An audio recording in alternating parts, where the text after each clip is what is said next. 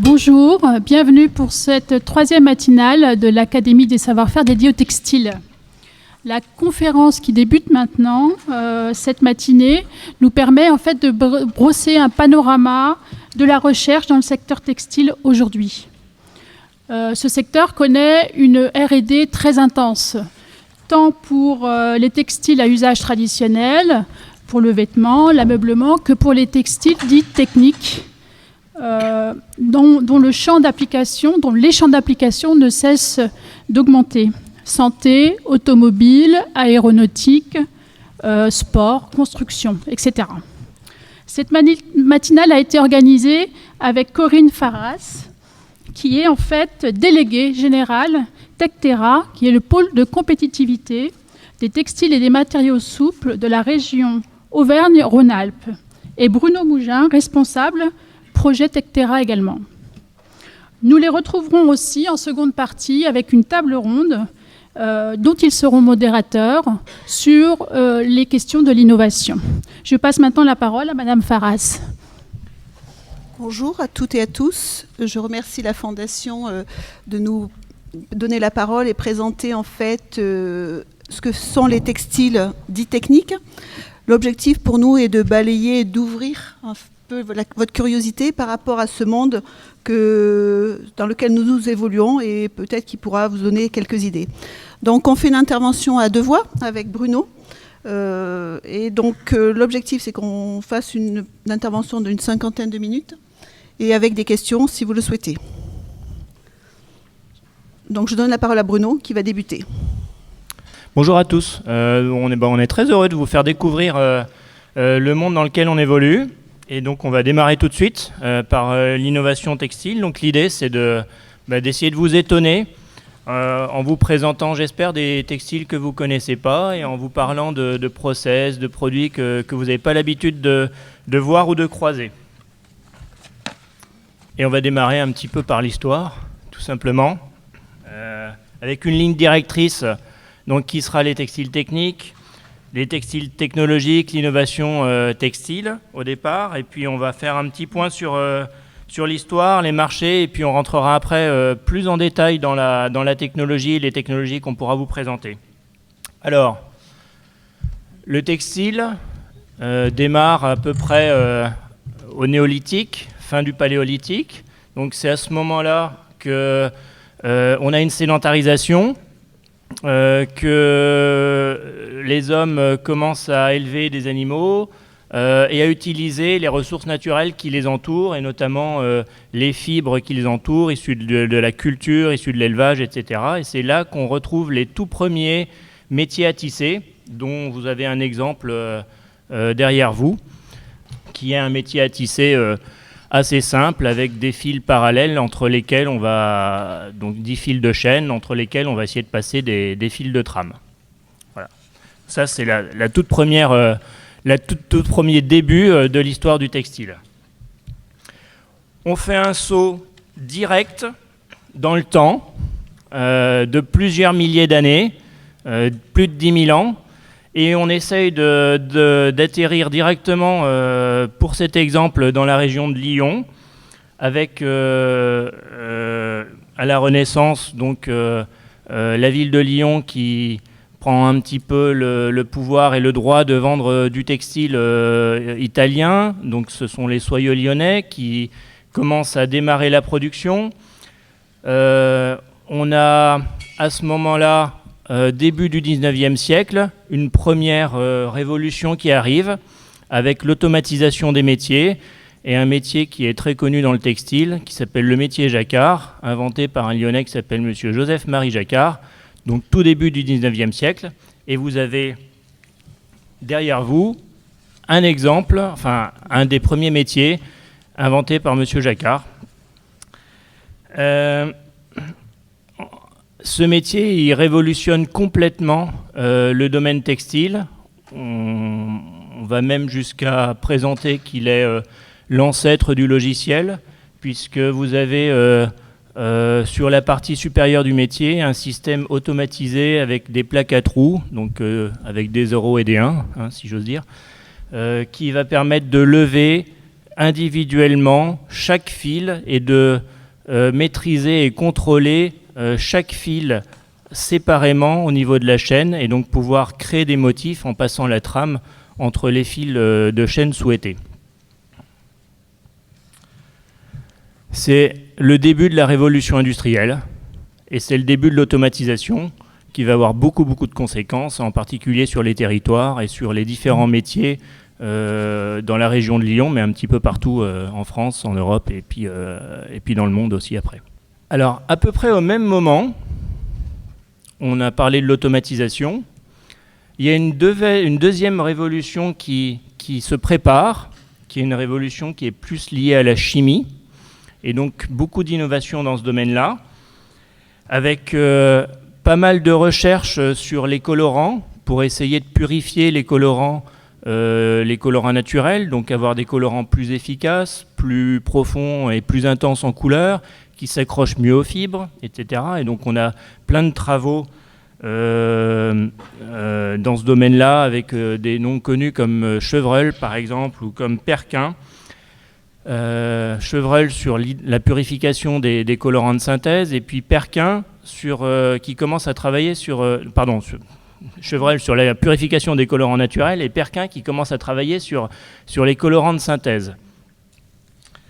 Ce que vous avez en image, donc c'est la première réaction chimique qui a permis de fabriquer un colorant, qui est la transformation de l'aniline en un colorant qu'on appelle la fuchsine. C'est pas le premier colorant qui a été réalisé, mais c'est un des premiers que la France a pu mettre au point de manière industrielle.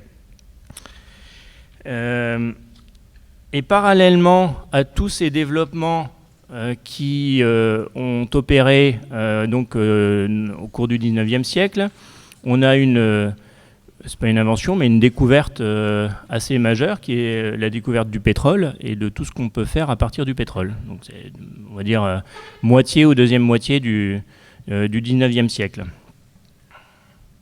À partir du moment où on a le pétrole, on peut inventer quelque chose de particulier qu'on appelle les monomères. Et lorsqu'on polymérise les monomères, c'est-à-dire lorsqu'on va accrocher plein de molécules identiques les unes aux autres, les unes derrière les autres, on fabrique des longues chaînes moléculaires, et ces longues chaînes moléculaires, c'est ce qu'on appelle un polymère, et les polymères, c'est ce qu'on appelle plus communément les plastiques, et les plastiques, c'est tout ce que vous connaissez comme le polyester, le polyamide, et puis d'autres substances dont on parlera aujourd'hui.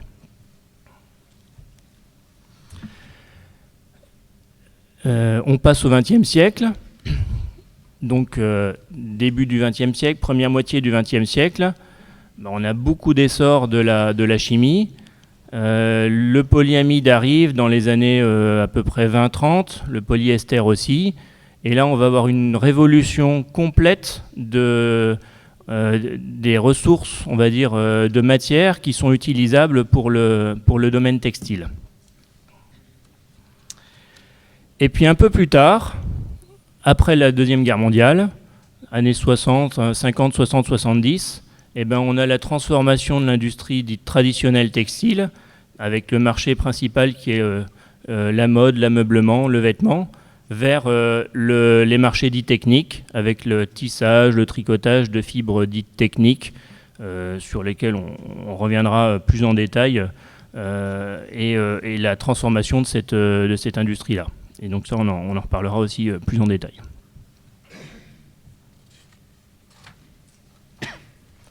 Alors, je termine ce côté un peu historique, très rapide, sur l'évolution du textile, les différentes inventions et les différentes découvertes qui se sont succédées par cette image, ce dessin, qui date de 1910, et qui a été réalisé par un journaliste à qui, à l'époque, on avait demandé de dessiner le futur du textile. Donc, comment est-ce qu'il voyait le textile en l'an 2000 ? Et donc, ce journaliste, M. Cotte, un journaliste français, a fait cette représentation-là du secteur textile tel qu'il la voyait. Et cette représentation, elle est extrêmement intéressante, à mon avis, parce qu'on y voit plein de choses qui existent aujourd'hui ou qui sont en passe d'exister, certaines déjà depuis longtemps et d'autres qui sont en passe d'arriver. Et ces choses-là, c'est évidemment de la confection à la demande, comme vous pouvez le voir, évidemment de la confection personnalisée, adaptée à la morphologie de chaque client, avec un petit outil à droite qui ressemble beaucoup à un outil de réalité augmentée ou de réalité virtuelle, donc c'est l'ancêtre du smartphone, hein, si j'ose dire. L'approvisionnement de matière, avec la capacité de répondre à la demande avec la bonne matière, les bonnes couleurs, le bon fil, etc., au bon moment. L'automatisation, donc on a une machine un petit peu bizarre dont on ne comprend pas très bien ce que c'est, mais enfin on comprend qu'on fait rentrer de la matière à l'intérieur et à la fin on a un vêtement directement confectionné, adapté avec la bonne couleur au client qui est encore en train d'attendre dans la salle d'attente, dans la cabine d'essayage.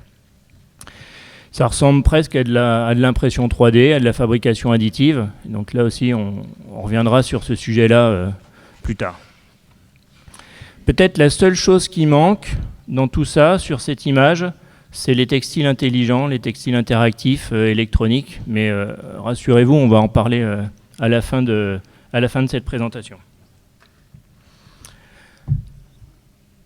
J'ai fini ma présentation et mon démarrage. On a parlé de plein de choses. On a parlé de fibres, on a parlé de matière, on a parlé d'automatisation, on a parlé de réalité augmentée, on a parlé de besoins marché avec le client que vous avez ici, on a parlé de comment faire entrer le client dans la chaîne de production, on a parlé d'approvisionnement, de supply chain, de transformation de l'industrie, etc. Et donc on va rentrer un petit peu plus en détail dans tout ça avec une deuxième partie dédiée au marché. Avant de parler des marchés, parce qu'on a utilisé le mot textile, on s'est posé la question de savoir qu'est-ce que c'est que du textile.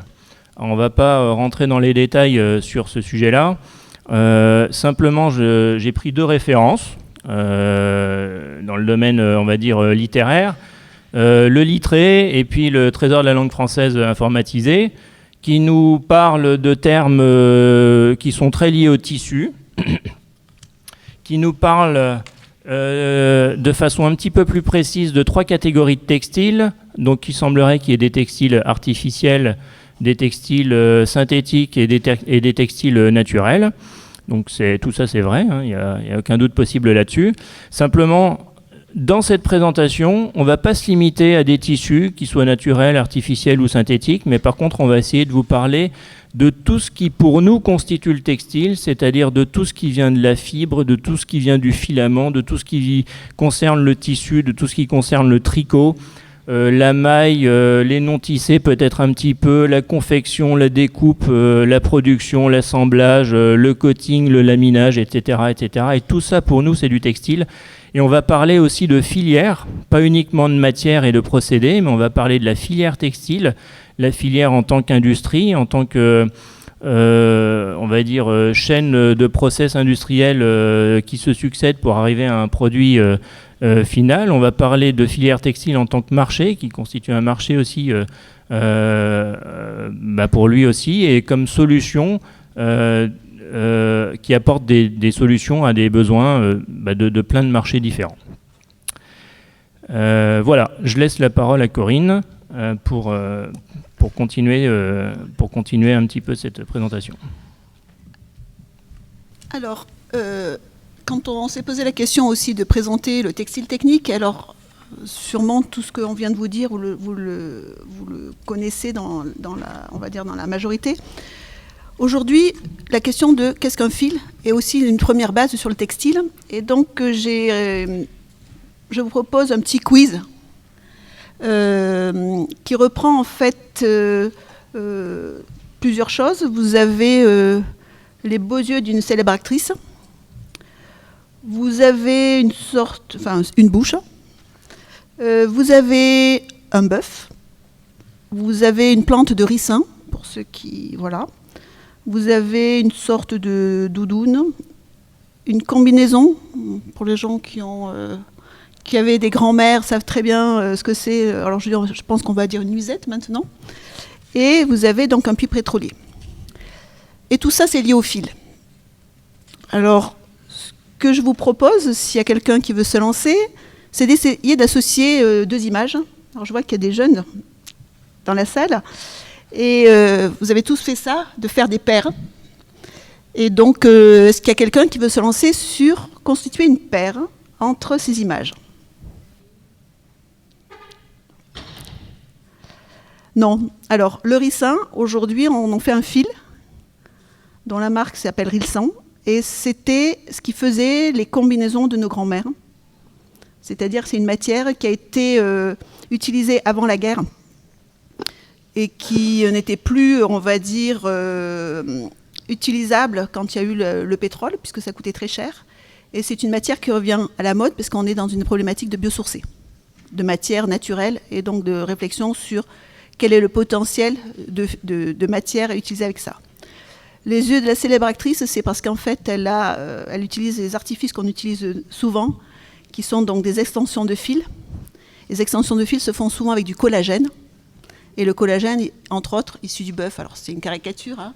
Mais là aussi, l'extension, c'est par des nanofibres.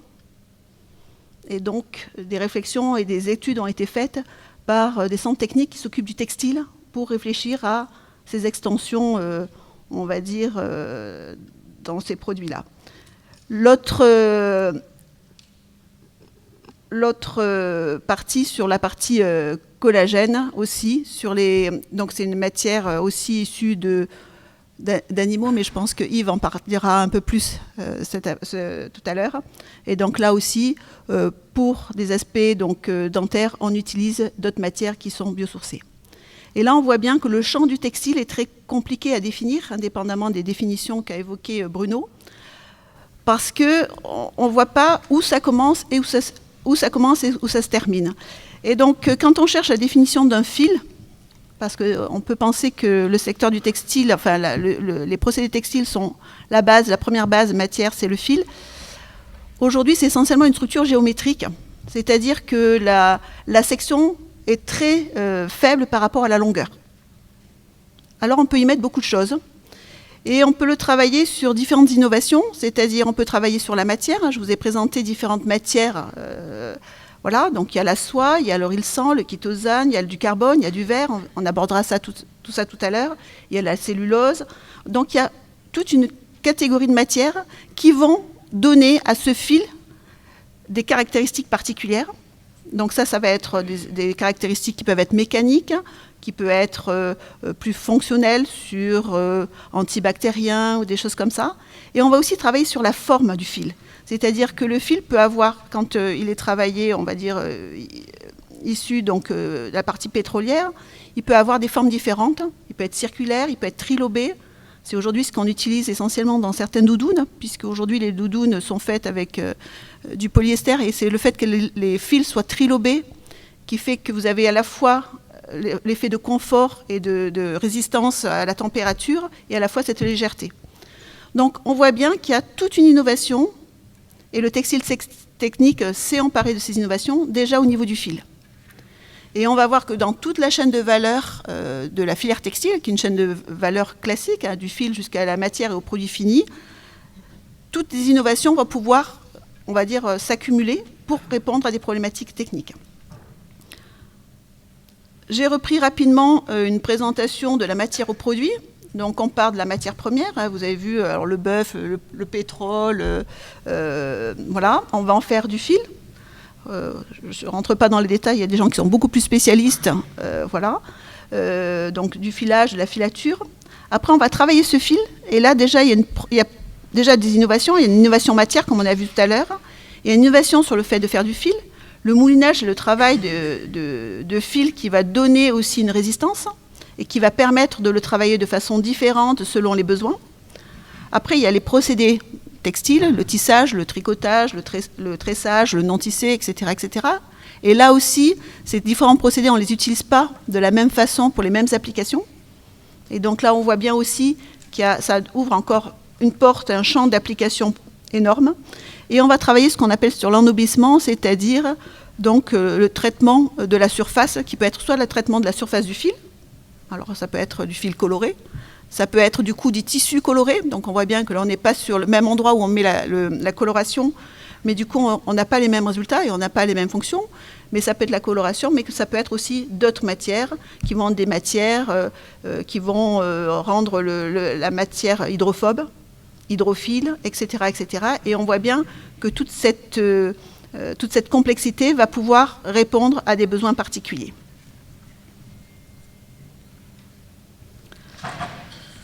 Alors, quand on nous a demandé de présenter la session sur le textile technique, c'est à la fois facile et très compliqué,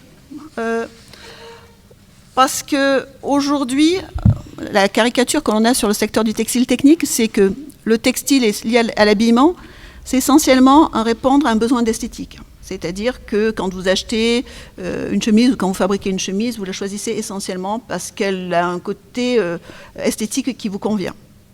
Et on oppose ça souvent au textile technique, et on reviendra dessus, qui répondent à des cahiers des charges bien stricts, qui vont être sur la tenue en température, sur la tenue au choc, etc., etc. Et nous, depuis que nous évoluons avec Bruno dans cet environnement depuis 10 ans, en fait, l'esthétique est une fonction comme la tenue à la chaleur. Et pour nous, la différence entre textile technique, textile fonctionnel, elle est peu importante aujourd'hui. L'enjeu, il est globalement de répondre à un besoin, qui soit le besoin de la personne, soit des besoins, on va dire, de l'industrie, et donc après du consommateur, parce que vous êtes tous utilisateurs de textile au quotidien dans les objets que vous utilisez. Et donc, cette différence, du point de vue de l'innovateur, elle est sur ces réflexions-là. Donc, on a quand même essayé de rester focalisé sur la demande et qui était travaillé sur vous présenter le textile technique. Donc, on va essayer d'aborder ça sur les différents marchés sur lesquels le textile technique est bien identifié. Donc, il y a une classification qui a été faite, proposée par les Allemands, qui travaillent sur le textile technique. Donc, il y a 12 marchés. Alors, je ne sais pas si c'est 12 marchés parce que c'est plus harmonieux en termes de présentation, que si on n'en avait que 11 ou 15. Mais en tout cas, aujourd'hui, donc, il y a à peu près 12 marchés qui sont identifiés. Les marchés du transport, les marchés du sport, la santé, les marchés du bâtiment, le marché... alors, il faut peut-être que je mette mes lunettes. Les marchés donc, de la sécurité, les marchés de l'ameublement, les marchés de l'industrie, voilà, etc., etc. Donc vous voyez qu'aujourd'hui, la réponse à qu'est-ce qu'un textile technique, en fait, c'est souvent quel est le marché applicatif dans lequel on va l'utiliser. Alors je vais faire une rapide présentation de l'ensemble des marchés et de vous présenter où est le textile dans ces marchés-là. Et on abordera ça plus avec les spécialistes dans la table ronde, mais pour vous donner en fait une appréciation un peu globale sur les marchés qui sont concernés. Je débuterai par le marché du transport. Le marché du transport, du textile dans les transports, c'est 4,7 milliards d'euros en Europe en 2014. Aujourd'hui, qu'est-ce que c'est que le matériel de transport? Qu'est-ce que c'est aujourd'hui le textile dans le transport? Aujourd'hui, il y a deux grandes applications. Le secteur de l'aéronautique, ou les composites. Alors les composites, c'est du textile avec du plastique autour, pour faire court. Et donc aujourd'hui, c'est des produits qui sont très légers, et donc qui aujourd'hui se substituent aux matériaux traditionnels. L'exemple, l'A350, aujourd'hui, est constitué à 50% de composite. Donc quand vous prenez l'avion, vous êtes dans une structure dont la majorité, alors je ne parle pas en poids, de la surface dans laquelle vous êtes est en textile. Alors, je ne sais pas si vous prendrez l'avion toujours aussi sereine, mais je pense que c'est un élément important à identifier. L'automobile. Aujourd'hui, on entend parler souvent de Michelin, qui est une entreprise qui est un fleuron français. Aujourd'hui, le premier métier de Michelin, c'est d'être un tisseur. Et donc, c'est le plus gros consommateur de textile. Et donc, vous saurez dorénavant que quand vous êtes dans votre voiture, alors à Paris, on est un peu moins, mais en tout cas, quand vous êtes alors peut-être pas dans le vélo, parce que alors là, je ne maîtrise pas bien, mais vous êtes dans le vélo. Voilà, merci Olivier, qui est un grand utilisateur de vélo. Donc, vous savez que dorénavant, quand vous êtes sur vos 2 roues, 4 roues, il y a aussi du textile. Et donc, Et après, bien sûr, il y a le textile que vous identifiez plus facilement, qui sont les tapis, les sièges, les airbags, qui sont aussi donc, des produits textiles.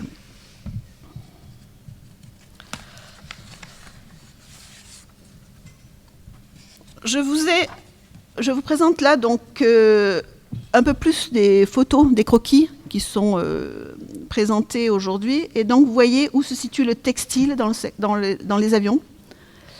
Le premier schéma où l'avion est en bleu, vous voyez donc ces fameux 50%, et vous pouvez voir qu'ils sont donc à l'extérieur, sur le cockpit. Et ça aussi, je pense que c'est aussi intéressant de voir cette dimension-là. Et l'autre schéma que vous avez, c'est pas très clair, je suis désolée, vous avez différents composites avec différentes matières, c'est-à-dire que aujourd'hui, le fil qui est à l'intérieur de ce composite, je vous ai dit que c'était du textile plus de la résine autour. Ben, le textile qui est fourni à l'intérieur peut être de différentes matières. Il y a du carbone, du verre et d'autres matières un peu moins nobles. Et donc là aussi, on voit bien que selon les pièces, quand on parle qu'un avion est fait en composite et en textile, on voit bien quand on descend un peu plus profondément dans la matière, que le fait de mettre du carbone ou du verre, ça ne répond pas aux mêmes spécificités. Et on a des endroits bien particuliers dans les avions. Et donc là, on voit bien aussi toute la complexité du métier, de maîtriser à la fois ces aspects matière, les aspects tissage, c'est du tissage, donc de vérifier ces dimensions-là. Et puis Jacques présentera un peu plus dans les détails, je pense, en fait, les enjeux par rapport à ça. Donc ça, c'est sur la partie transport. Et là, on voit que c'est des textiles, ce qu'on appelle de structure. C'est eux qui vont consolider et faire que l'avion ne se déforme pas au travers de la pression qu'il a lorsqu'il décolle et même quand il vole. Sur la voiture, on est sur d'autres problématiques aussi, enfin pas tout à fait, on est quand même aussi sur l'allègement aussi dans l'avion, mais on est aussi dans la voiture sur l'allègement. Hein. Aujourd'hui, les voitures sont de plus en plus lourdes et complexes par rapport à l'électronique, et donc on travaille aujourd'hui sur l'allègement aussi des voitures et sur des dimensions aussi importantes qui sont on va dire le démantèlement des voitures dans le cadre de la politique donc de restriction des déchets. Donc là aussi, on voit qu'une voiture, indépendamment de la partie portière, toiture, où on a déjà des composites, il y a plein d'endroits où sont présents les textiles. Vous avez déjà à l'intérieur, mais vous avez aussi dans les pots d'échappement sur des aspects filtres, etc., etc. Et là, on voit bien aussi que nous sommes dans une filière dans laquelle il y a des dimensions importantes sur l'enjeu du textile, sur l'allègement, la tenue au feu aussi.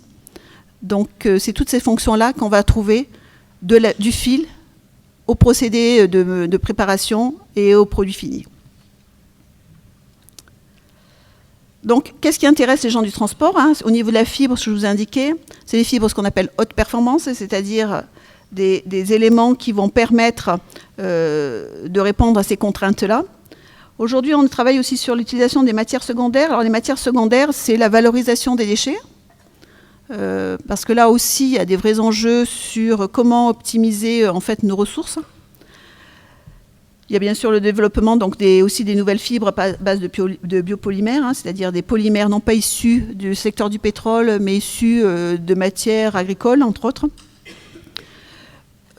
Voilà. Ensuite, il y a toute cette dimension sur le développement de produits fonctionnels pour l'habitacle. Il faut savoir, aujourd'hui, dans le modèle économique des véhicules, entre autres, aujourd'hui, il y a de plus en plus de voitures partagées. Et que quand on prend la voiture de quelqu'un qui a fumé, etc., on va être dans des contraintes un peu différentes. Et donc, aujourd'hui, les réflexions sont sur ce type de voiture, sur comment le textile, parce que c'est aujourd'hui on va dire le matériau qui est le plus identifié, va pouvoir répondre à ces contraintes-là de bien-être pour chaque utilisateur de ces voitures à temps partagé. Donc là aussi, on voit bien que les réflexions sur les innovations qu'on peut avoir dans le secteur du transport vont beaucoup plus largement que celui de l'assise, entre autres, dans l'habitacle. Si on regarde un peu les innovations aussi, sur lesquelles on réfléchit de façon collective, hein, je vous ai mis les dirigeables. Aujourd'hui, il y a une nouvelle réflexion sur le développement de nouveaux dirigeables. Je vous rappelle que l'arrêt des dirigeables a été lié au fait que le Zeppelin a eu son enveloppe. Merci, excuse-moi, Bruno. Merci, Bruno. A eu un problème d'enveloppe, et donc là, on réfléchit à redévelopper des dirigeables qui puissent rester dans des stratosphères, et qui puissent résister, par exemple, aux micro-déchirures liées aux petites météorites, par exemple. Donc, on réfléchit à des textiles autoréparables. Alors, on n'est pas encore sur des grandes déchirures, mais aujourd'hui, il y a des réflexions de ce type-là. Et on doit réfléchir aussi à pouvoir utiliser, puisque c'est vrai que, comme disait Bruno, le textile existe depuis un certain nombre d'années, plusieurs milliers d'années, à utiliser des procédés qui soient compatibles aujourd'hui avec l'homme, c'est-à-dire des produits peu toxiques. Donc aujourd'hui, il y a 2 projets en France sur le développement de nouveaux dirigeables. Donc ça, je pense que c'est important. Je vous ai mis à côté une photo des câbles, parce qu'aujourd'hui, alors l'avantage ou l'inconvénient d'avoir des composites, c'est qu'avant, quand il y avait la foudre qui tombait sur l'avion étant métallique, permettait à la foudre de ne pas avoir d'impact à l'intérieur de l'avion. Aujourd'hui, comme ils sont plus légers, les composites ne conduisent pas l'électricité, il y a des réflexions à avoir sur la gestion de la conductivité au travers des câbles.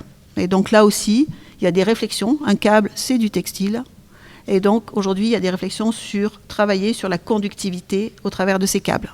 Et c'est le textile, avec des fils plus ou moins conducteurs, qui peut répondre à ces problématiques-là. Je vous ai mis une porte d'une automobile qui est une porte avec de la lumière. Je pense que Constance en parlera un peu plus tout à l'heure. Et puis je vous ai mis aussi une photo d'un hélicoptère, parce que ce qui fait bouger les pales, il y a des rotors. Voilà, c'est un terme un peu technique. Et aujourd'hui, tous les systèmes, on va dire, de ce type-là, il faut les graisser, les huiler. Hein. Vous avez les portes qui grincent, vous avez vos sièges quand vous les avez ouverts, ou les tables qui peuvent grincer. Et donc, aujourd'hui, les réflexions qui ont été mises en place, c'est que le textile sert d'huile de graissage, c'est-à-dire que le carbone qui va être mis, le tissu qui va être mis là, va petit à petit s'user en fonction on va dire des pales quand elles vont tourner, et donc va donner cette partie lubrification. Et là, on voit bien que le textile a aussi d'autres dimensions qui vont apporter et réduire la maintenance des hélicoptères. Voilà sur les transports. Sur le bâtiment et les travaux publics, aujourd'hui, le textile, c'est le 5e matériau dans la construction. Derrière le verre, le béton, le bois, le verre, le béton, l'acier, je n'ai pas mis dans l'ordre. Alors, on connaît bien, quand je mets bâtiment, c'est aussi l'intérieur, on connaît bien les tissus d'ameublement. Aujourd'hui, on travaille beaucoup sur les géotextiles. Les géotextiles sont les textiles qui sont dans la stabilisation des terrains, dans les solutions de drainage. Aujourd'hui, le bâtiment et les travaux publics consomment 15% de la production des textiles techniques en France, en 2017. Et aujourd'hui, donc, dans la partie travaux publics, les ouvrages d'art, ce sont les ponts, les tunnels. Aujourd'hui, il y a 350 000 ouvrages d'art répertoriés en France, donc des ponts qui existent depuis un certain temps. Et donc, pour travailler sur la maintenance, des réflexions ont été menées pour que ce soit le textile qui permette de travailler sur une meilleure rénovation et un meilleur suivi de ces ouvrages d'art. Donc aujourd'hui, on a des solutions aussi textiles qui sont utilisées pour les protections parasismiques, le renfort textile dans les composites. Aujourd'hui, il y a la plupart du temps, pour éviter que les maisons tombent, il y a cette notion de textile qui fait que les fondations sont plus solides et qui peuvent répondre en fait aux sollicitations transversales. Et donc, il y a cette dimension-là. Et après, on travaille aussi sur des solutions textiles sur des aspects bâtiments sécurisés, éco-énergie avec des intérieurs intelligents, et Bruno reviendra là-dessus sur la partie textile et électronique pour voir quelles sont les réponses qu'on peut avoir sur le secteur du bâtiment. Donc l'autre élément aussi qui est important, c'est les structures permanentes et temporaires de toute forme qui répondent dans des enjeux d'esthétique et de fonctionnalité. On voit bien pour les JO, entre autres, les JO qu'on a vus à Londres, les stades sont recouverts où il y a des structures semi-permanentes qui durent. Voilà.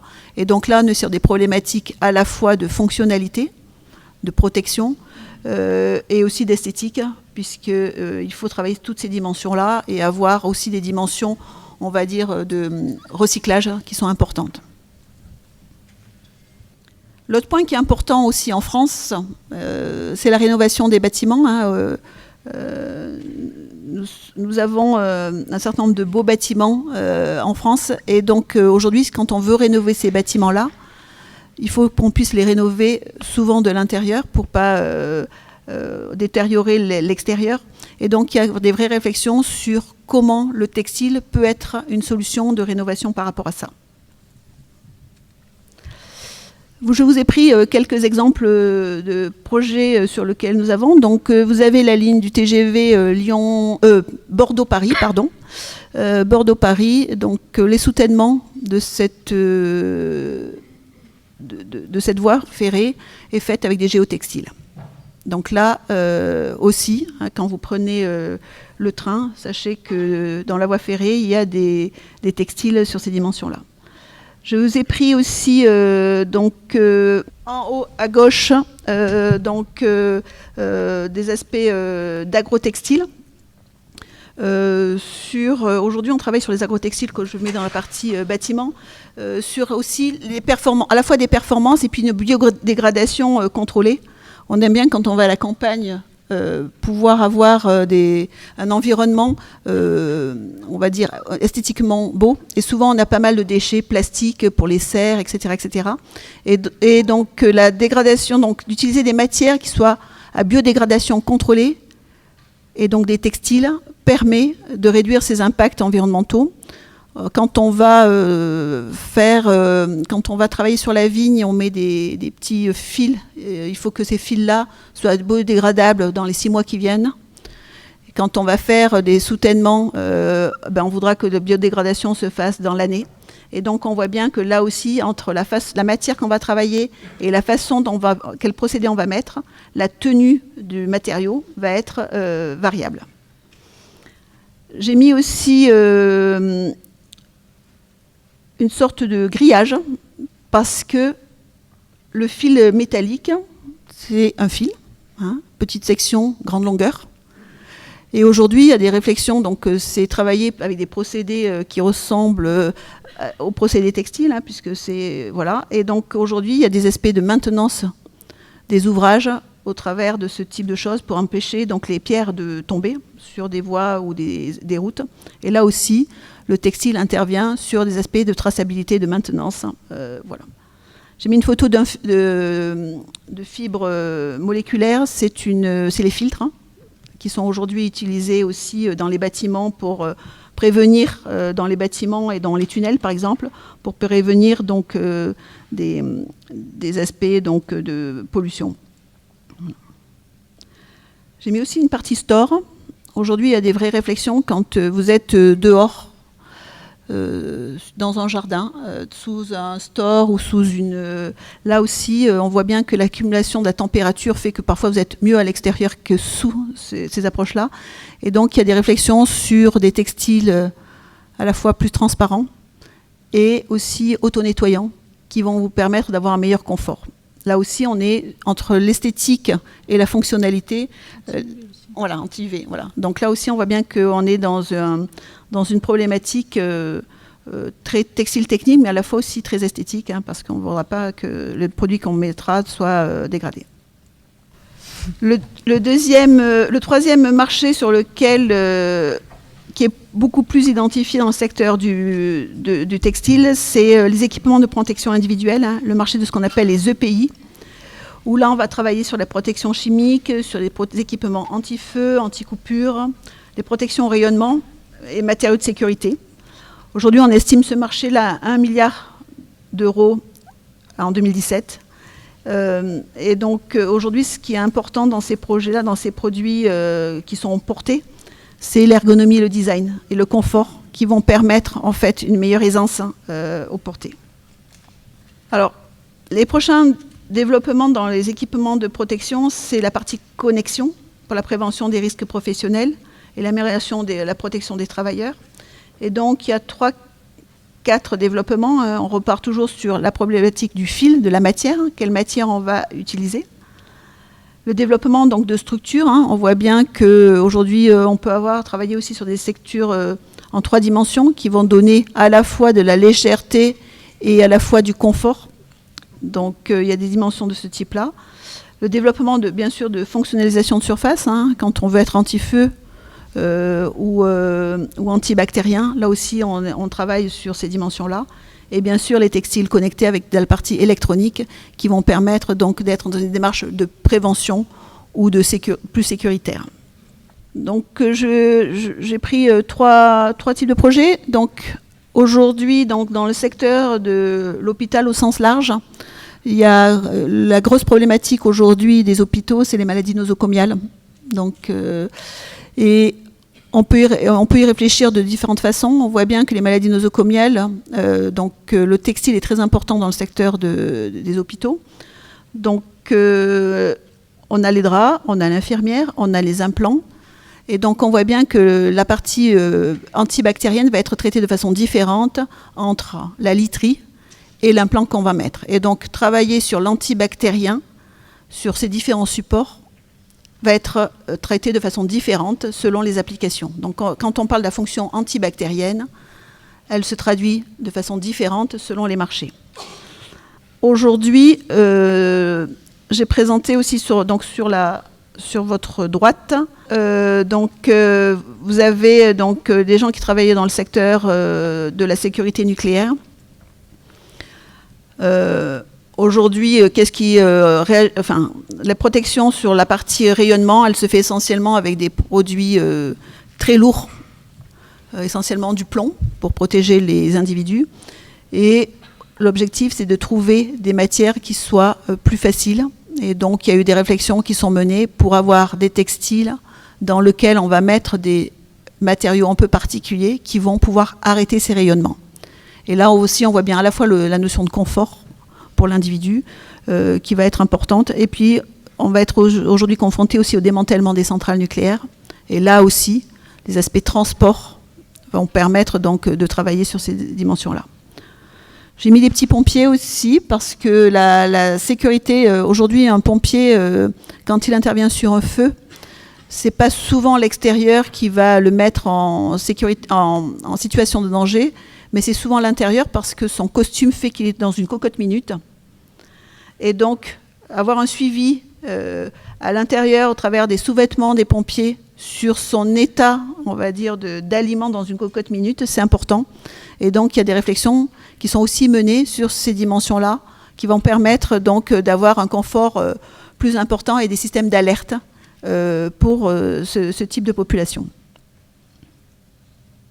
Sur le sport et la santé, alors on met les deux ensemble souvent, parce qu'aujourd'hui, avec le développement de produits de santé qui sont de plus en plus esthétiques et des produits de sport qui sont de plus en plus techniques, la frontière est très difficile à avoir.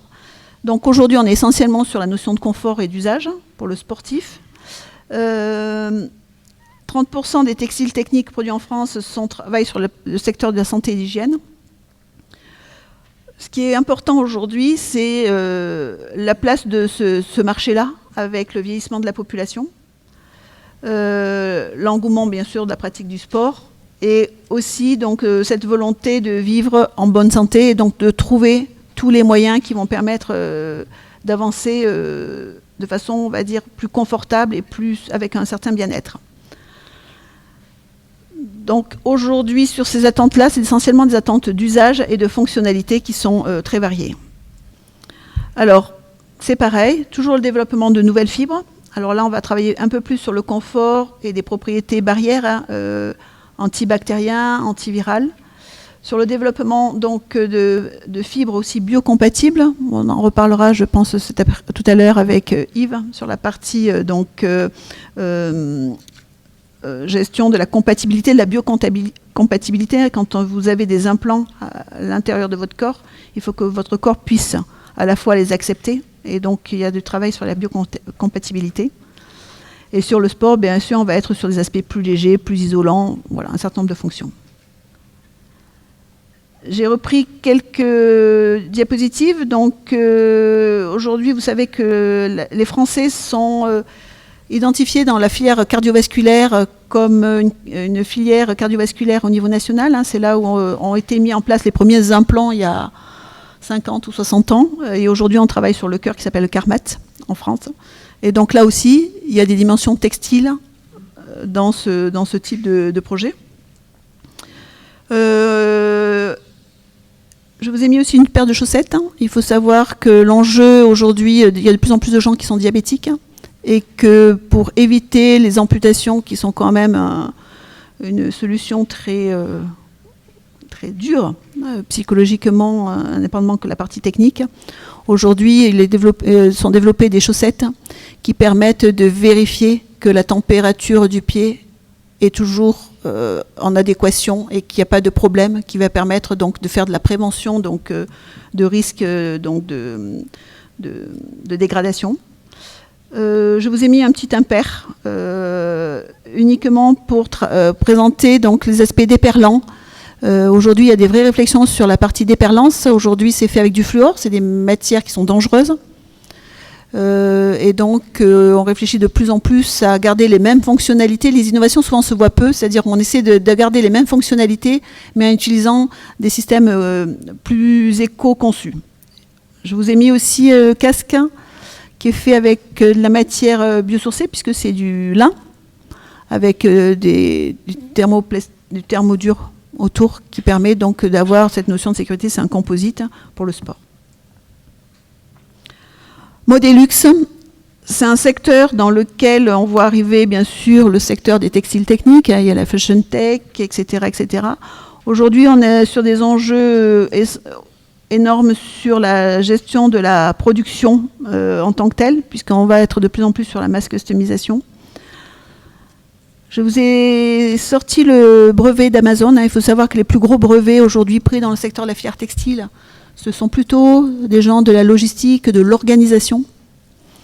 Et donc on voit là globalement que tout se fera de façon automatisée et que le textile sera une matière qui sera assemblée sur le lieu de production de façon tout automatisée. Et donc après, il y aura une livraison. Là aussi, il y a un vrai enjeu sur la filière textile, à savoir où va se créer la valeur. Parce que là, on est plutôt dans la partie organisation de la logistique et de l'organisation. Alors, aujourd'hui, comment on innove pour répondre à tous ces besoins? Vous avez vu donc un certain nombre de projets qui sont déjà présentés, des innovations. Et comment on va travailler sur ces nouvelles tendances que l'on voit arriver. Aujourd'hui, il y a 3 enjeux sur la filière textile, qui est partagée aussi bien avec la filière textile traditionnelle, on va dire, et la filière textile technique. C'est donc l'économie circulaire et l'efficacité des ressources, c'est-à-dire comment mieux optimiser en fait les ressources que nous avons. Donc il y a différents thèmes. Il y a la notion de chaîne de valeur et des modèles économiques avancés et numérisés. On voit bien que là aussi, ça va avoir un impact sur la façon qu'on a de travailler. Et la notion des matériaux intelligents et haute performance, puisqu'on demande de plus en plus à ce produit qui était essentiellement choisi pour ses aspects conformables et d'esthétique, d'avoir d'autres fonctions. Donc je vais laisser la parole à Bruno. Alors, on va maintenant faire le focus sur comment est-ce que l'industrie textile se transforme pour répondre à tous ces besoins qu'on a listés tout à l'heure. Et la première slide que je vous présente, c'est quelle est la stratégie, si j'ose dire, qui permet de faire toutes ces innovations. Alors, c'est pas spécifique au textile, c'est assez classique si on y pense bien, puisqu'on va chercher de l'innovation dans les sciences fondamentales, avec les grandes tendances des sciences fondamentales, qui sont par exemple le biomimétisme. Et donc le textile aussi essaye de reproduire ce que la nature est capable de faire.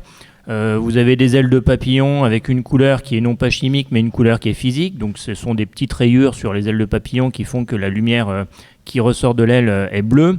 Vous avez la feuille de lotus qui se nettoie toute seule. Et donc on va essayer de retrouver ce même type de fonctionnalisation de surface sur les textiles pour avoir des effets déperlants, anti-salissure, etc.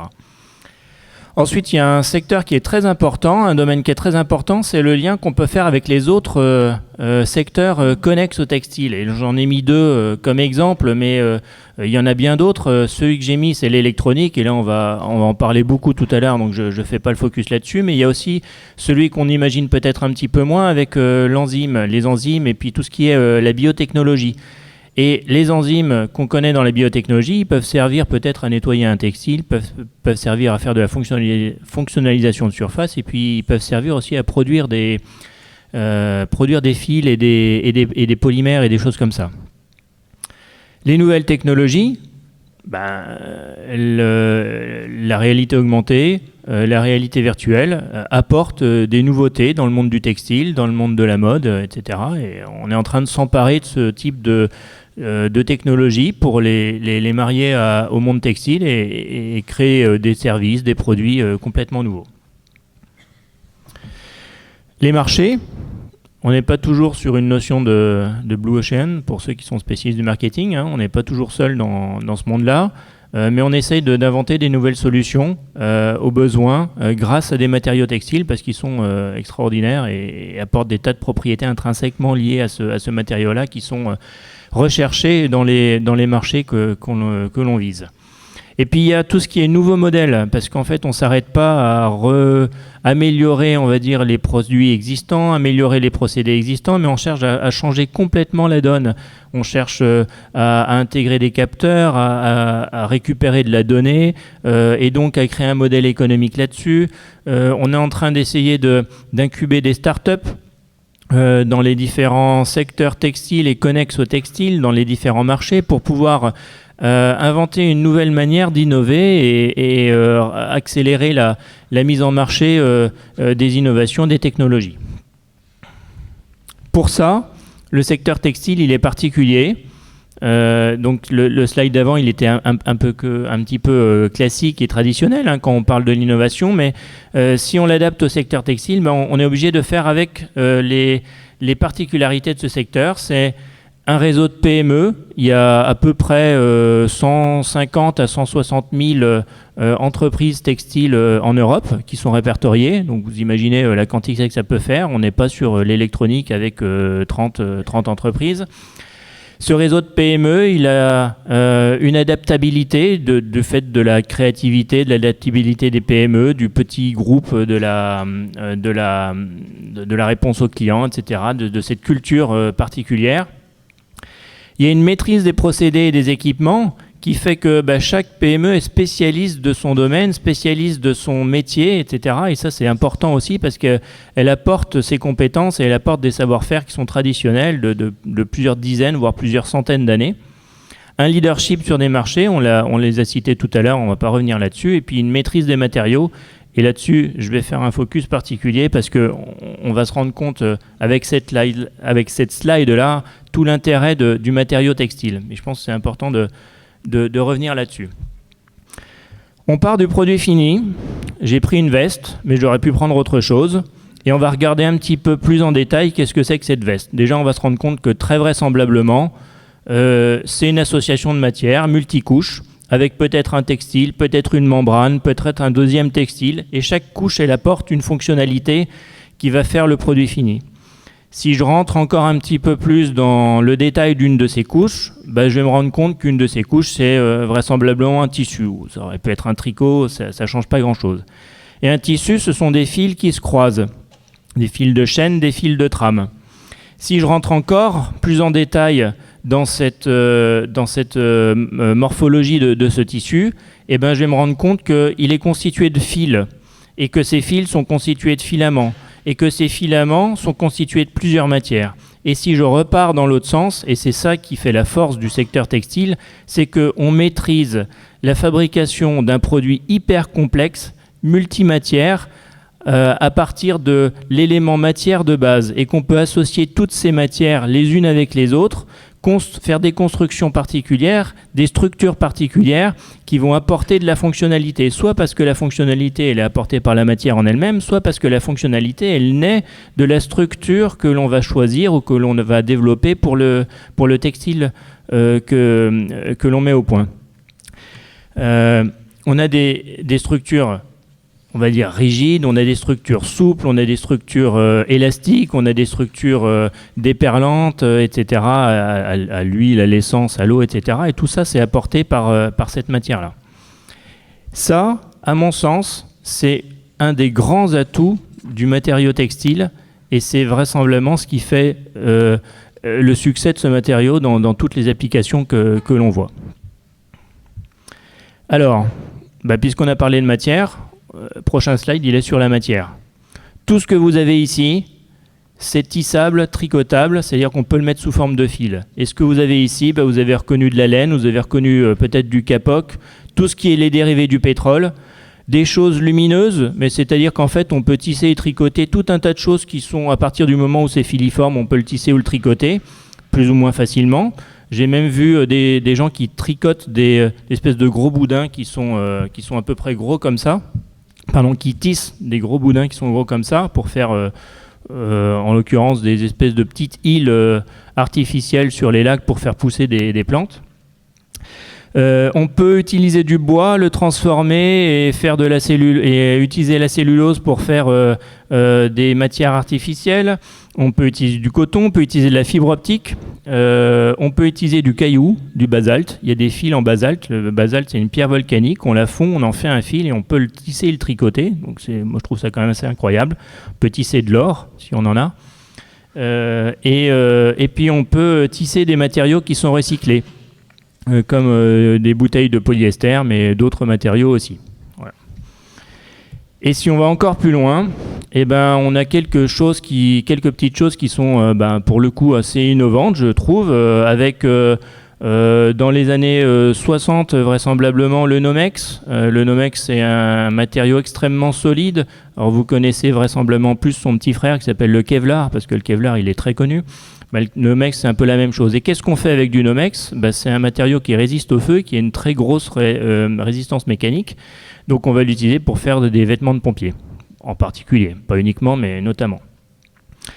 En bas à gauche, c'est un grand classique depuis quelques années du secteur textile, c'est la fameuse fibre de carbone. Donc là, vous avez un détail d'une fibre de carbone. La fibre de carbone, c'est encore plus solide que le Nomex. Quand on tire dessus, ça a une résistance mécanique extrêmement forte. Et on va utiliser cette fibre de carbone pour réaliser des renforts de composite pour les fameux avions qu'on a vus tout à l'heure. Encore mieux que la fibre de carbone, c'est la soie d'araignée à droite. Donc la soie d'araignée a une résistance mécanique qui est encore plus forte que la fibre de carbone. Et donc ce qu'on arrive à faire, enfin ce que certaines startups arrivent à faire, plutôt du côté japonais en ce moment, c'est d'identifier, d'isoler certaines protéines, de modifier des bactéries pour que ces bactéries aillent produire de la soie d'araignée. Alors on ne va pas élever des araignées pour leur demander de produire de la soie, on demande à des bactéries de le faire à la place des araignées. C'est plus facile. On récupère le polymère et avec ça, on est capable de faire du fil. Et la parka que vous avez ici, elle est réalisée avec ce fil en soie d'araignée. On est capable d'aller chercher des déchets de l'agroalimentaire pour fabriquer des fils avec un procédé chimique qui part d'un monomère et on fabrique du polyester. C'est le même polyester que celui que vous utilisez pour fabriquer des vêtements, sauf qu'au lieu de venir du pétrole, il vient de déchets de noix ou de déchets de sciure de pain ou de choses comme ça. Et puis le dernier, c'est le fil Elitex, un fil conducteur d'électricité, conducteur de données. Donc c'est une lame en polyamide, un fil très classique sur lequel on est venu faire croître des couches ou déposer des couches métalliques d'or, d'argent, etc. Et en empilant de la bonne manière les bonnes couches, on obtient un fil qui est tissable, tricotable et qui est conducteur de l'électricité. Et ça, pour fabriquer un textile intelligent, un capteur ou autre chose, c'est la base. Voilà. Donc là, on a vu les matières. Maintenant, on va voir les fils, parce que on part de fibres ou de filaments, et puis après, on va fabriquer du fil. Le fil, c'est ce qui est utilisable directement dans la machine à tricoter ou dans la machine à tisser. Et pour fabriquer le fil à partir des filaments, on a tout un tas de métiers qu'on appelle les mouliniers, sur lesquels je ne vais pas m'étendre. Donc c'est des gens qui font du retordage, du guipage, tout un tas d'opérations particulières qui font que le fil, à la fin, il a les propriétés qui lui permettent d'être tissé ou tricoté, de passer dans les machines.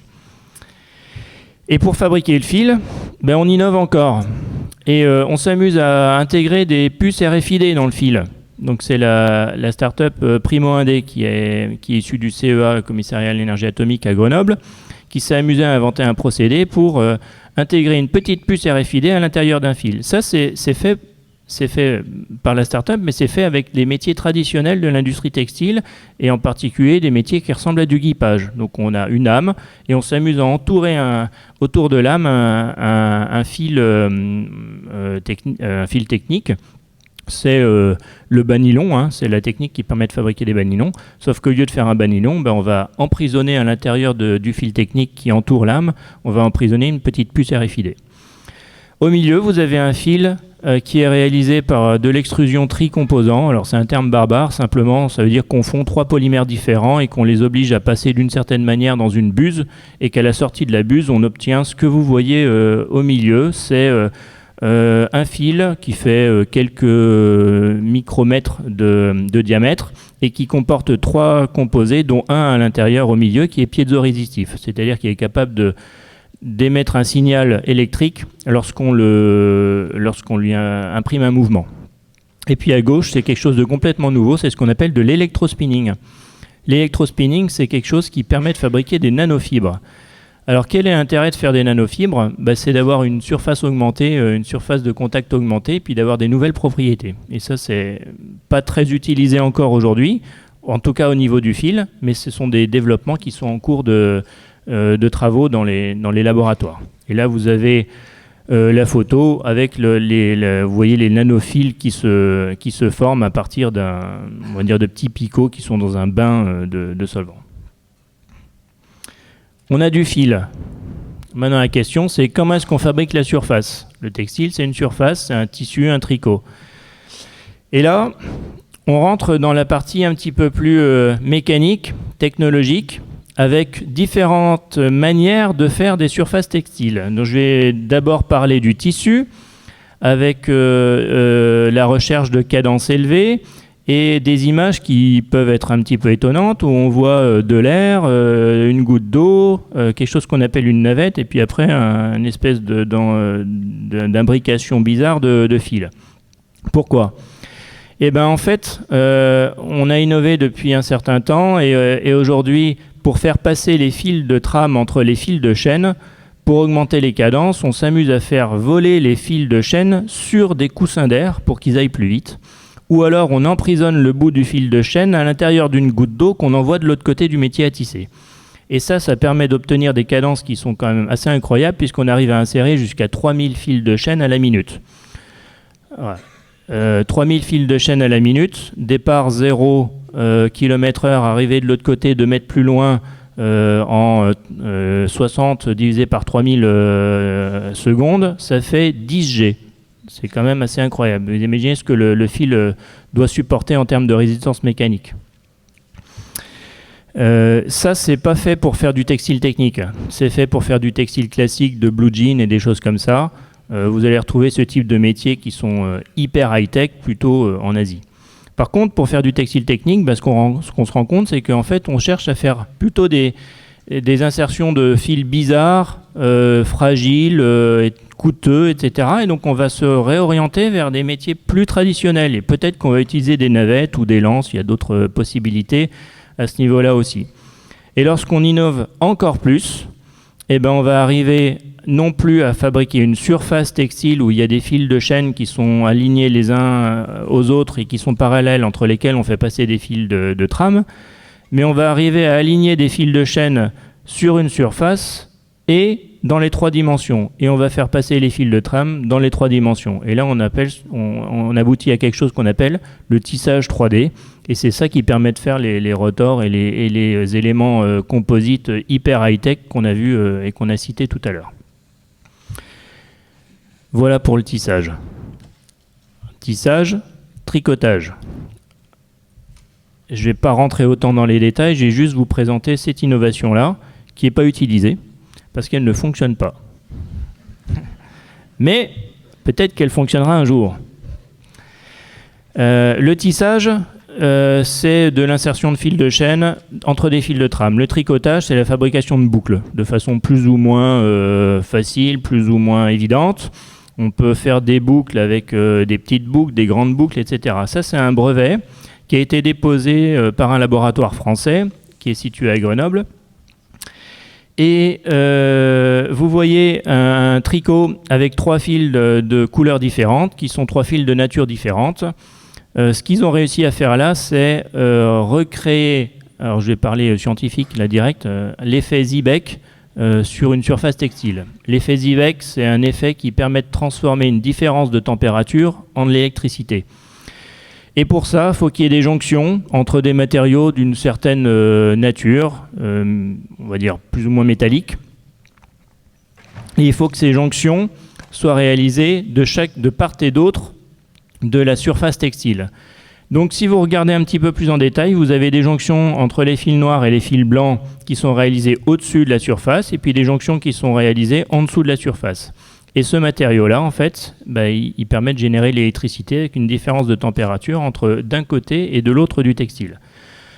C'est pas utilisé parce que pour l'instant ça marche pas très bien, parce que la différence de température entre les deux côtés du textile n'est pas si grande. Et ce qui fait que ça fonctionne, c'est que la différence est grande. Mais par contre, lorsqu'on aura trouvé des matériaux qui sont encore plus performants, vraisemblablement on arrivera à créer ce genre d'éléments générateurs d'électricité. Ça c'est intéressant parce que il n'y a que le textile qui est capable de fabriquer à bas coût ce genre de métamatériaux, donc ce genre de matériaux qui sont structurés à une échelle méta. Et donc, il n'y a vraisemblablement que ce type de technologie qui permettra à un moment donné de fabriquer de l'électricité pas chère à partir d'une différence de température. Encore une autre invention qui met en lien l'ours polaire et la toile de tente. Donc c'est une toile de tente particulière sur un bâtiment. Ça fait écho à ce qu'on a vu tout à l'heure sur le biomimétisme. Et en fait, si on regarde bien le fonctionnement du poil d'ours polaire, le poil d'ours polaire, il est capable de piéger les rayons lumineux et de venir chauffer la peau de l'ours lorsqu'il est orienté vers le soleil, de chauffer la peau de l'ours et de lui apporter une énergie calorifique. Et un laboratoire allemand a réussi à reproduire cet effet-là à partir d'un textile. Et voilà le textile en question. Donc vous avez là un multicouche qui est réalisé d'une seule traite avec une technologie qu'on appelle le tricotage 3D, en 3 dimensions, comme son nom l'indique. Et vous avez des fils qui font des allers-retours entre les deux surfaces du tricot, et ces fils servent en fait de guide d'onde pour piéger les rayons de lumière, les rayons de soleil, et venir chauffer la zone qui est en dessous, donc c'est là où vous voyez les petites flèches bleues, où vous avez un flux d'air qui est chauffé par cette technologie-là. Le flux d'air va chauffer toute la pièce, enfin c'est pas une pièce, mais tout le hall qui est sous la toile tendue. Ça c'est un prototype qui fonctionne, qui existe, qui est en Allemagne. Voilà pour la partie tricotage. On a ensuite la partie fonctionnalisation. Avec la recherche de matériaux, on va apporter de la fonction en ajoutant des matières, par exemple, ou en inventant des nouveaux procédés. Là, j'ai mis les deux. La première matière que vous avez à gauche, c'est du chitosane. C'est un produit qui est issu de la carapace de crevettes ou de certains champignons. Et lorsque vous transformez cette carapace de crevettes en ce produit, vous pouvez déposer ensuite une formulation à base de chitosane qui a un effet bactériostatique. Et ça, dans certains cas, ça peut être intéressant. Ça se dépose simplement avec les mêmes techniques que les dépôts classiques que l'on peut faire pour protéger les textiles, induction et ce genre de choses. Et puis à droite, c'est l'utilisation du CO2 supercritique. Alors le CO2 supercritique, c'est ce qu'on appelle un fluide supercritique, c'est un peu le 4e état de la matière. qui a des propriétés particulières de solvants particuliers, si j'ose dire, qui permettent de teindre, par exemple, des fils qu'on n'est pas capable de teindre classiquement avec les autres procédés. Ou pourquoi pas de nettoyer aussi les textiles qu'on utilise, par exemple, dans l'habillement. Encore plus fort sont les nanotechnologies. Alors là, c'est quelque chose qui existe depuis un certain temps. Ce que vous avez à gauche, c'est un vase étrusque, donc, qui date de quelques milliers d'années. Les Étrusques ne savaient pas qu'ils utilisaient de la nanotechnologie. Par contre, ils ont réussi à intégrer des nanoparticules d'or à l'intérieur du verre. Donc le vase, il est réalisé en verre, le matériau, le verre. Et lorsque les nanoparticules, elles ont des effets très particuliers, c'est-à-dire qu'elles n'ont pas les mêmes effets, elles n'ont pas les mêmes caractéristiques et les mêmes propriétés que le matériau lorsqu'il est pris dans la masse. Donc une nanoparticule d'or ne ressemble pas à de l'or.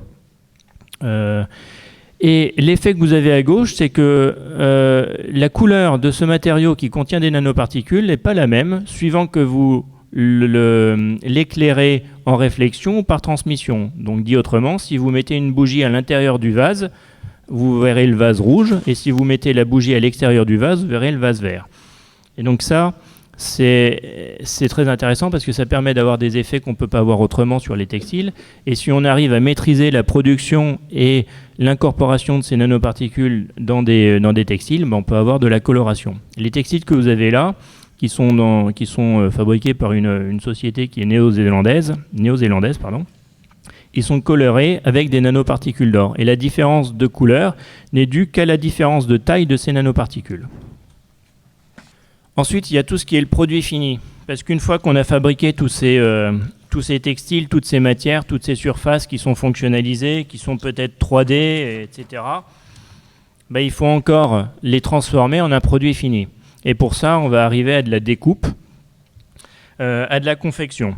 Avec là aussi pas mal d'innovations sur la manière de découper, avec du laser, par exemple, et aussi sur la manière d'assembler les produits. Donc on a la couture traditionnelle, mais on a aussi de la soudure ultrason, on a aussi de la soudure haute fréquence qui permettent d'obtenir par exemple des bords plus lisses ou des bords plus fins, ou d'améliorer le confort pour éviter qu'il y ait des espèces de surpression au niveau des coutures, ou pour d'autres applications où on ne peut pas se permettre d'avoir de la couture. On rentre dans un sujet qui est aussi l'automatisation, avec beaucoup de recherches dans ce domaine-là. Il y a l'Europe qui a déposé d'ailleurs, qui avait ouvert un appel à projet qui s'est terminé au mois de février dernier, donc il y a quelques semaines, sur comment développer des robots qui sont capables de manipuler des textiles. Parce que les robots aujourd'hui sont très utilisés, on sait qu'ils sont utilisés dans le domaine par exemple de l'automobile, on sait qu'ils sont utilisés en agroalimentaire, et vous avez déjà vu peut-être des robots qui sont capables d'aller piocher des petits chocolats pour les mettre dans des boîtes de chocolat, donc ça c'est réalisé de manière assez simple, donc ils sont on va dire très méticuleux. Par contre, ils ne savent toujours pas manipuler une surface molle, souple, qui pourrait ressembler à un fil ou à un textile. Et ça, c'est pas encore faisable. Donc, la recherche de la robotisation, aujourd'hui, travaille sur comment est-ce qu'on peut manipuler des surfaces souples, soit pour les découper, les utiliser, les positionner là où on veut pour en faire un vêtement ou autre chose, soit pour les utiliser dans d'autres applications, pour être capable de les manipuler, pour les transporter d'une partie à l'autre d'une usine ou ce genre de choses-là. Juste pour information, il y a quelques années, ça doit dater d'il y a 2 ou 3 ans, il y a un brevet qui a fait un petit peu fureur dans le monde parce qu'il y a une entreprise, 2 entreprises américaines et chinoises qui ont déposé un brevet pour fabriquer des t-shirts de manière automatisée, complètement automatisée, avec une cadence de 100 000 t-shirts produits à la journée, sur 19 lignes de production parallèles. Voilà, donc il faut le diviser par 19 si vous voulez sur une seule ligne. Voilà. Je pense que c'est assez impressionnant. Quel est l'intérêt d'automatiser? C'est 2 intérêts. Si on le prend du point de vue économique, territorial, c'est de rapporter la production en Europe. Si on le prend du point de vue business et marché, c'est d'être capable de répondre à la demande du marché, c'est-à-dire de la personnalisation et de ce qu'on appelle la masse personnalisation. adapté au plus grand nombre, mais de façon industrielle. Et en fait, on touche à ce qu'on appelle la digitalisation de l'outil de production. Et qui dit digitalisation dit non seulement être capable d'aller récupérer la donnée, c'est-à-dire le besoin exprimé par le client, mais aussi être capable de produire finalement le matériau et le produit textile final à partir de cette donnée. Toute la chaîne se structure et on voit apparaître quelques exemples d'innovation comme la startup EVK qui est ici citée avec un mannequin qui est capable de se déformer à la demande pour reproduire la forme exacte de la personne et donc pour ensuite fabriquer le vêtement le plus ajusté possible à la forme de la personne. Voilà quelques exemples. C'est une startup française qui est à Valence. Je vous avais déjà cité le fait qu'on est capable de tisser des fils recyclés. Et donc, il y a des usines énormes. Il y en a une que j'ai visitée en Caroline du Sud, aux États-Unis, qui est capable de transformer on va dire des espèces de petits grains de bouteilles plastiques en fils polyester et qui sont réutilisés. Donc, c'est une usine qui s'appelle Retrive. Mais il n'y a pas que ça dans le recyclage, parce qu'en fait... on peut recycler tout un tas d'autres choses dans le domaine textile, et notamment les déchets de production. Donc c'est ce qu'on appelle un petit peu l'upcycling aussi. Et là aussi, il y a beaucoup d'initiatives qui sont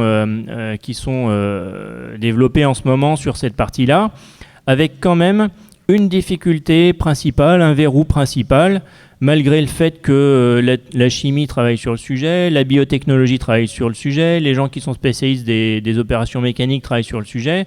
Une difficulté qui est le textile. Ce qui est bien, c'est que c'est un mélange de matières, mais ce qui est mal ce qui est compliqué pour le recycleur, c'est que c'est un mélange de matières. Et que ce mélange de matières, comme c'est un mélange intime, aller défaire un textile et isoler le polyester du coton, par exemple, lorsque l'un et l'autre font 2 micromètres d'épaisseur, c'est pas si évident, y compris avec des technologies de reconnaissance visuelle ou avec du broyage ou tout ce que vous voulez. Voilà, c'est pas si évident que ça. Et donc là, c'est un verrou qui fait que aujourd'hui, il y a encore beaucoup de choses à travailler sur le recyclage pour obtenir un recyclage, on va dire, sur le même marché de vêtements en vêtements, voilà, à partir de fils. Mais enfin, croyez-moi, on travaille sur le sujet et il y a pas mal d'initiatives françaises ou étrangères qui sont sur la question. Alors, ce dont on n'a pas parlé, ce sont les textiles intelligents. C'est quoi un textile intelligent? Et je vais mettre un petit peu là-dedans tout ce qui est textile intelligent, électronique, en anglais wearables, smart textiles, smart fabrics, textile connecté, interactive textiles, textile interactif en français. Bon, intelligent, c'est bien ou c'est pas bien, c'est pas la question. Ça caractérise simplement un matériau ou un système qui est capable de donner une réponse, de modifier ses propriétés en réponse à un stimulus extérieur, c'est-à-dire de changer de couleur lorsqu'il est soumis au soleil, d'envoyer une information sonore lorsque on le touche ou autre chose, de capter de la donnée et de renvoyer une information de cette donnée-là vers un microprocesseur par exemple. Là on touche à un domaine qui est en plein essor et où il y a encore tout à faire, mais qui change fondamentalement la manière dont on voit le textile. Parce que le textile, il change de fonctionnalité. Et la question, c'est quel usage on peut faire de ces textiles qui donnent des réponses, ou qui apportent des réponses, ou qui captent, ou qui font d'autres choses. De la même manière que pour regarder l'heure, pour savoir quelle heure il est dans la journée, il fut un temps on regardait le soleil, à un moment donné on a regardé sa montre, aujourd'hui on regarde son smartphone. Si le textile il apporte d'autres fonctionnalités, vraisemblablement il va avoir d'autres usages. Et c'est aussi le fait qu'il y ait ces nouvelles fonctionnalités qui soient possibles qui fait qu'on va inventer d'autres usages au textile. Ce slide-là, il permet de comprendre qu'en fait, il y a deux changements de paradigme. Il y a une partie technologie, qui est sur la partie haute, et une partie marché, business, sur la partie basse. Si on regarde la partie basse, on a un marché nouveau qu'on ne sait pas très bien mesurer parce que le marché du textile intelligent, pour l'instant, il est, on va dire, extrêmement faible. Par contre, on pense qu'il est en devenir. Et en fait, il se confond aussi avec le marché de ce qu'on appelle l'Internet des objets, de l'Internet des objets portables connectés. On a aujourd'hui dans le monde, vraisemblablement à peu de choses près, un nombre de connexions Internet qui avoisine le nombre de personnes qui vivent sur la planète. Certains ont plus qu'une connexion Internet, certains n'en ont pas, mais on va dire qu'on est semblable à ça. Et on s'attend, d'après les spécialistes, pas moi, mais d'après les spécialistes, à avoir 2000 milliards de connexions Internet dans quelques années ou dans maximum 10 ans. Ça veut dire que tous ces objets, ils vont parler entre eux sans passer par nous. Ça change complètement. On a de l'innovation de rupture. On a de l'innovation forcément sur la supply chain parce qu'on ne va pas produire les choses de la même manière et on ne va pas être dans la même position en tant que fabricant de textiles électronique qu'en tant que fabrication de textiles aujourd'hui, puisque le modèle économique il est complètement perturbé par le fait qu'on vend peut-être plus de la matière mais de la donnée. Et puis on a des usages nouveaux qui existent ou qui seront à inventer. Et ces usages, c'est le lien entre le business et la technologie, parce que c'est le point fondamental, le point de ralliement entre ces deux, on va dire, visions de cette innovation. Avec des challenges sociétaux qu'on souhaite, on va dire, adresser, comme peut-être la sécurité ou ce genre de choses-là, avec des questions sur la technologie qui sont, si on a des capteurs et des actuateurs, comment est-ce qu'on va alimenter en énergie tous ces capteurs et ces actuateurs? Qu'est-ce qu'on fait de la donnée? Actuateur, c'est le fait d'émettre quelque chose, donc un buzzer, quelque chose qui s'illumine, etc. C'est un actuateur. Un capteur capte. Comment on les produit? Comment on intègre l'électronique? Parce qu'il y a encore beaucoup de choses à faire dans les textiles. Et comment on fait que ce textile, il marie à la fois les fonctionnalités de l'électronique et les fonctionnalités intrinsèques du textile, c'est-à-dire la conformabilité, la souplesse, etc. Où est-ce qu'on en est? On en est là, avec à droite des gens qui sont capables de broder des LED sur des surfaces textiles de façon industrielle, automatisée et à haute cadence. Des gens qui sont capables d'imprimer de l'électronique sur des surfaces souples, mais pas encore sur du textile. Des gens qui sont capables de faire des pistes conductrices que l'on peut étirer. Et il y a des startups pas loin d'ici qui font ça encore mieux que la photo que vous avez, parce qu'ils le font sur un fil.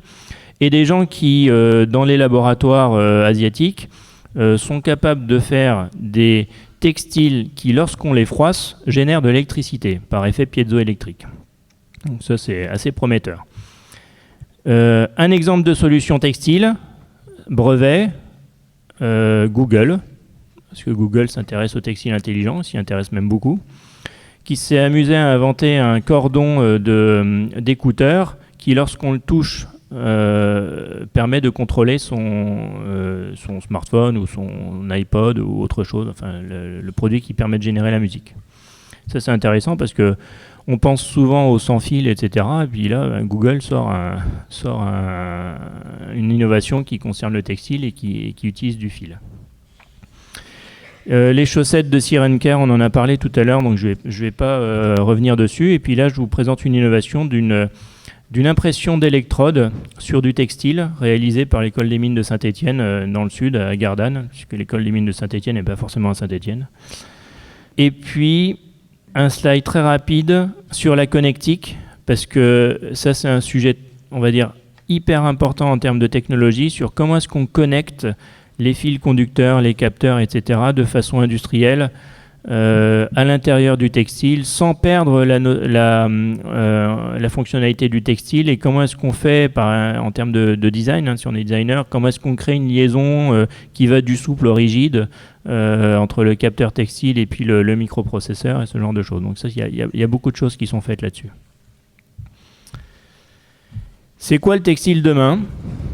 Alors si on reste dans la partie électronique, ça va être beaucoup de travail sur les normes, parce qu'il n'y a pas beaucoup de choses qui existent encore. Si on reste sur la partie électronique, l'image du milieu, c'est la fameuse veste de Levi's avec les brevets Google, qui est en fait une interface entre la personne et son smartphone. Et là, je pense qu'il y a vraisemblablement une des deux utilisations futures du textile. Ça va être très vraisemblablement la notion d'interface entre la personne et son environnement. Donc les objets connectés qui l'entourent, voire les institutions, ses congénères proches de lui ou lointains, etc. Et puis aussi l'authentification qui va avec ça, donc être capable d'authentifier une personne. Et puis après, il y a quelque chose de complètement nouveau. Alors ça, c'est juste pour, je ne sais pas si ça vous fait rêver ou pas, hein, mais c'est juste pour, pour présenter cette image parce qu'elle a fait le buzz il y a quelques années. Peut-être qu'un jour, on va pouvoir se fabriquer son t-shirt par spray. Voilà, donc ça fonctionne, ça a été démontré dans un laboratoire. Et ce que vous avez sur le corps du jeune homme qui est à gauche, à gauche, ce sont des fibres qui, en séchant, vont former une surface et qui ont été déposées sur son corps directement par le spray que vous voyez dans la main droite du monsieur en blouse blanche à droite. Il y a un seul sujet dont on n'a pas parlé, c'est la fabrication additive et l'impression 3D. On va en parler très rapidement pour dire que c'est comme les textiles intelligents, sauf qu'on est encore plus au balbutiement du mariage entre le textile et ces nouvelles technologies. Vous avez quelques exemples là de textiles qui sont réalisés en impression 3D avec des espèces de bouclettes. C'est pas du tout industriel. On verra pas ça dans les grands magasins dans les années qui viennent. On le voit un petit peu dans la mode pour l'instant. Vraisemblablement, la première utilisation de l'impression 3D et de la fabrication additive, ça va être pour faire de la fonctionnalisation et ou peut-être, pourquoi pas, pour fabriquer des pièces particulières, notamment dans la connectique pour les textiles intelligents, parce qu'on a cette capacité-là à venir faire de l'impression localisée de pièces, on va dire, de forme bizarre, qu'on ne peut pas obtenir autrement, capable de connecter le fil et le microprocesseur par exemple. Et là aussi, les gens qui travaillent dans l'impression 3D, ils commencent à s'adapter au textile puisqu'on commence à être capable de faire de l'impression 3D de fil, enfin pas de fil mais de matière étirable et ce genre de choses. Voilà, je crois qu'on a fait le tour de ce qu'on pouvait vous raconter sur l'innovation dans le domaine textile.